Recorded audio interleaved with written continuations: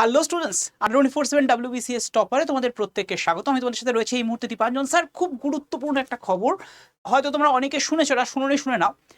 পৃথিবীতে প্রায় দীর্ঘ 60 বছর ধরে পৃথিবীর চারপাশে প্রদক্ষিণ করে চলেছে এই ছোট্ট চাঁদ।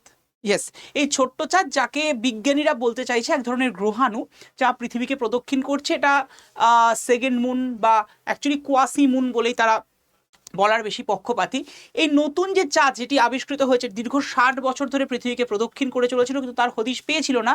খুব রিসেন্টলি এটার হদিশ পাওয়া গিয়েছে এবং সেটি আবিষ্কারের পর বিজ্ঞানীরা নাম রেখেছেন PN7।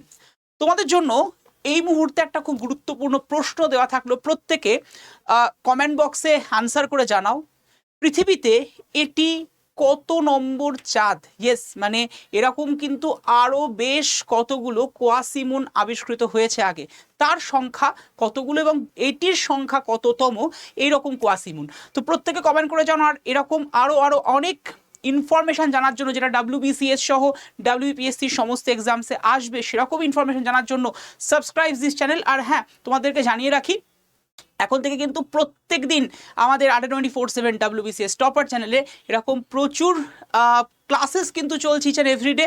তো কেউ মিস করো না, সাবস্ক্রাইব করে রেখো। আর হ্যাঁ, তোমাদের ওই যে ক্লাসগুলো চলছে তার ক্লাস PDF এবং ক্লাসের লিঙ্ক পাওয়ার যে একটা নাম্বার বলছি, সেই নাম্বারে হোয়াটসঅ্যাপ করে তোমরা হাই লিখে পাঠাও, গ্রুপ জনের লিঙ্ক পেয়ে যাবেন। আমরা লিখে নাও 7908913089। বেস্ট অফ লাক, তোমাদের সাথে এরকমই আরও ইনফরমেটিভ শর্ট নিয়ে দেখা হচ্ছে নেক্সট কোনো দিন।